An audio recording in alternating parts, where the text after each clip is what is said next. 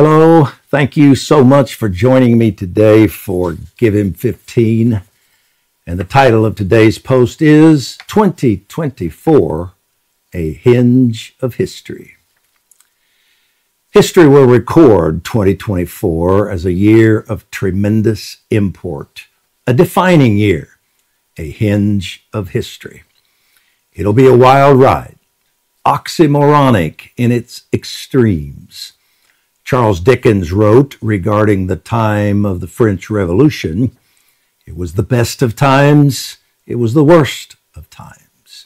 It was the age of wisdom, it was the age of foolishness.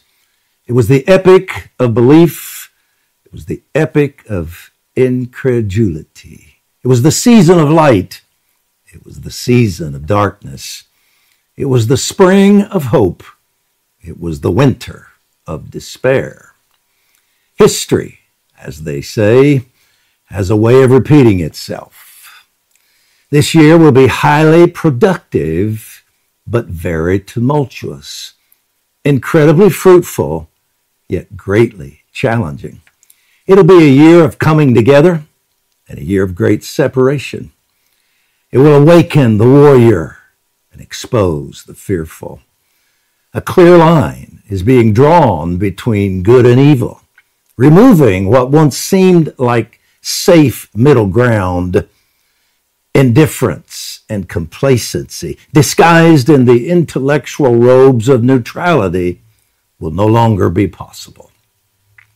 Great unrest will continue and increase here in America and throughout the world. The dragon, the bear, and the lion, that would be Russia, China, Russia, and Iran, will continue their attempts to gain influence, seeing America's weakness under Biden as their opportunity. They realize this opportunity may not last long and will try to make the most of it. A weakened America means strengthened evil.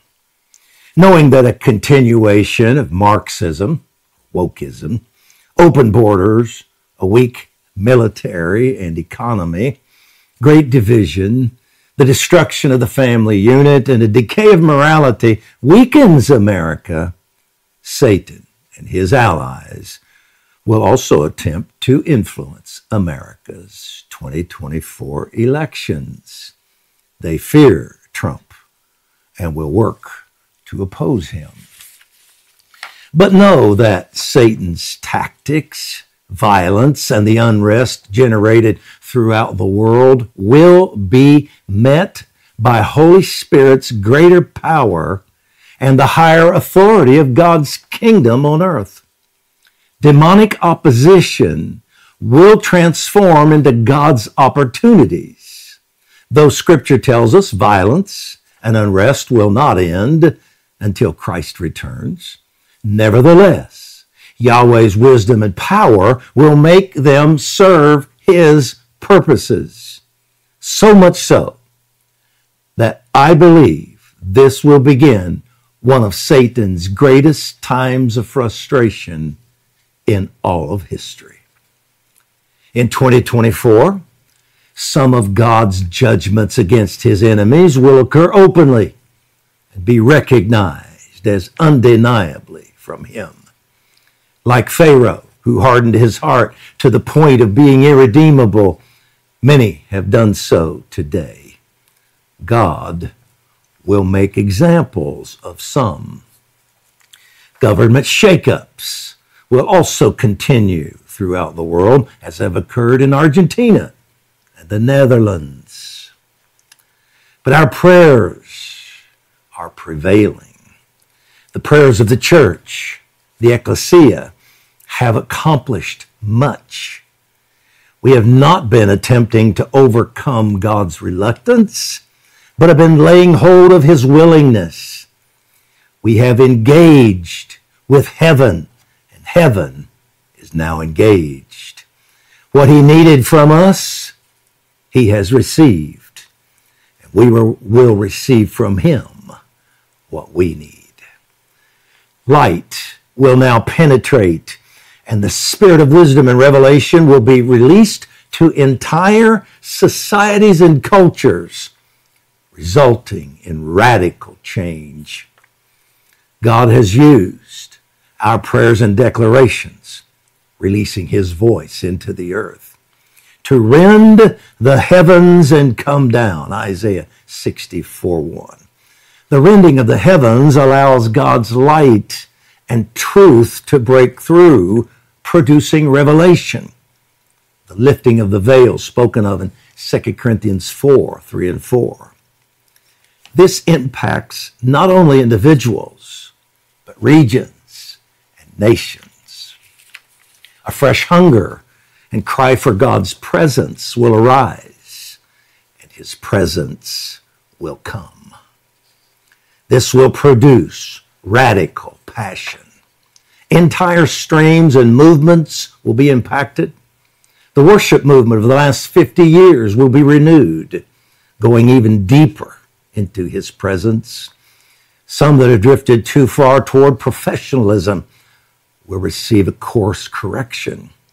First love baptisms will cause them to trade polish and performance for presence. Times of waiting will outweigh time constraints and song lists. A true presence movement will begin. Churches and Christian organizations that have rejected elements of Holy Spirit's activities will receive revelation and understanding of him. As a result, they will invite Holy Spirit into their midst, and he will come. Many who have not been open to the supernatural will welcome it. Many who have not known his voice will cry out to hear it. Presence and power will manifest together, overcoming forms of godliness without power, absence of first love passion, and lukewarmness. Much of what was seen as order will be recognized as man's control and religious routine.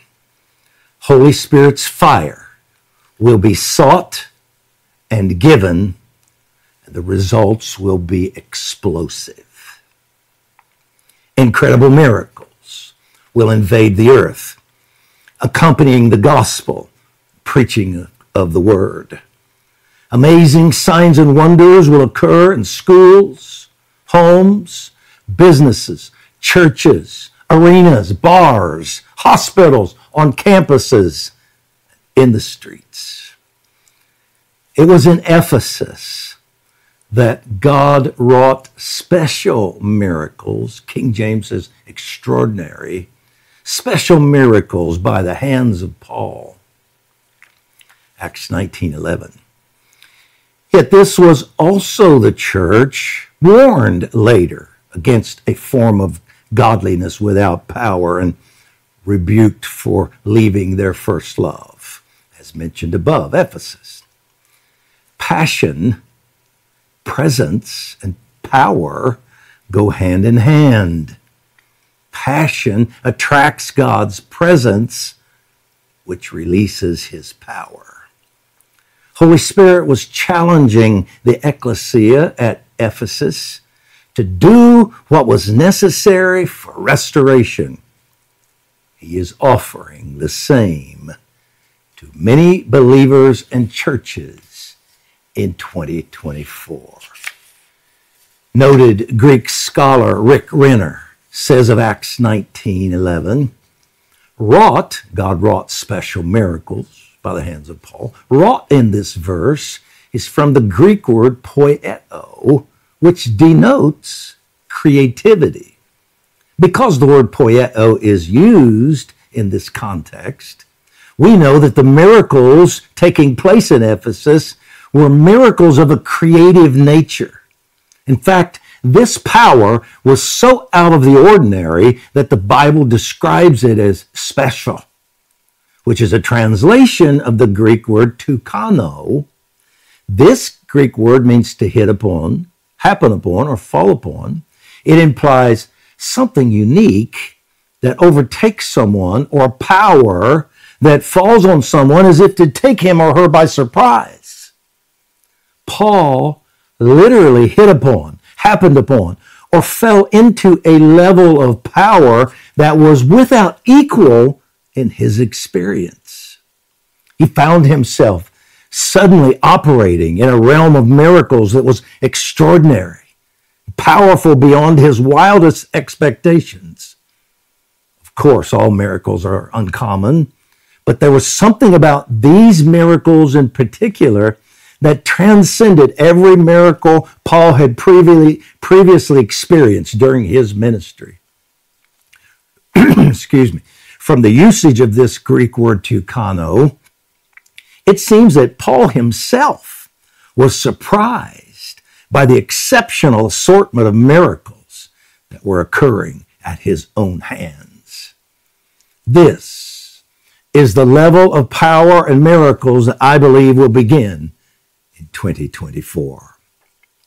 All of this, the light of revelation, passion, presence, power, will intensify the here and coming revival.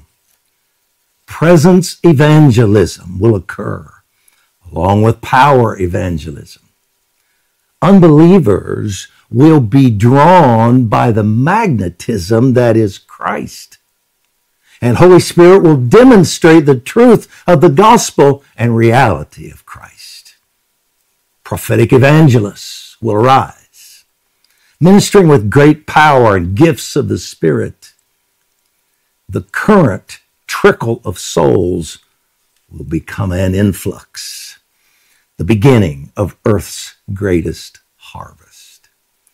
As this intensifies, much carnal competition in the church will be replaced by kingdom cooperation as we struggle to steward the great harvest.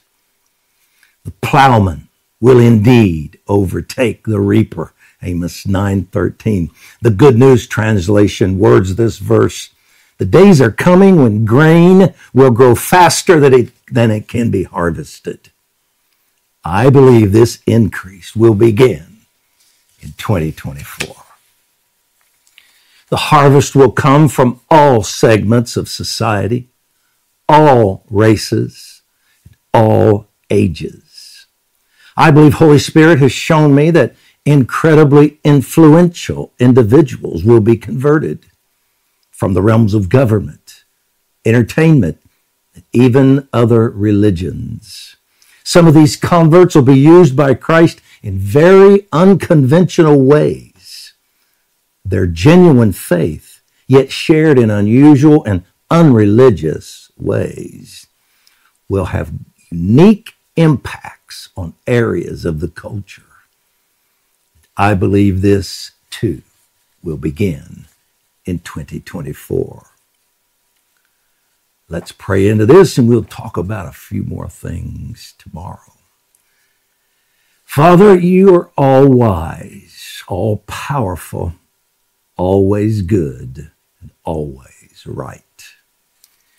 You, Jesus, and Holy Spirit have been planning what is coming for a long time. And as this era grew closer, Holy Spirit worked what was necessary in many members of the church throughout the earth. They are now the willing army of Psalm 110, the ruling ecclesia of Matthew 16, and the church of Ephesians 3, through which you will make known your manifold wisdom to rulers and authorities in the spiritual realm. Many more believers will soon enlist. We have been appealing to you, not to overcome your reluctance, but to lay hold of your willingness and desires. Our faith has grown, our understanding has expanded, and our authority has increased, and we are positioned to receive the answer.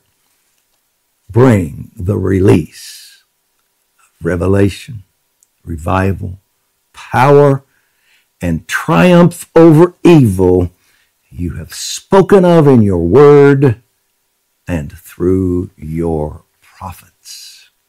Save millions, free entire nations, expose evil, and rout the dark forces.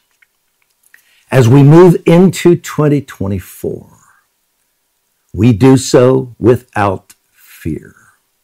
We are ready for anything and equal to anything through you who infuse inner strength into us. Philippians 4:19 Amplified Bible, 4:13. What an incredible verse. Ready for anything. Lord, we say we are ready for anything and equal to anything through you who infuse inner strength into us. What a promise. More than conquerors through you. Our eyes are fixed on the author and finisher of our faith, and we are clothed in his armor. Give us your strategies for the coming season, and we will obey. And in Yeshua's name we pray. And our decree. We decree that in 2024, the ancient door through which the King of Glory enters will open wide. Amen. Fasten your seatbelts. And I'll be talking more about 2024 Thursday, and Friday as well. Thank you for joining me, and I hope to see you then. Let's do it again.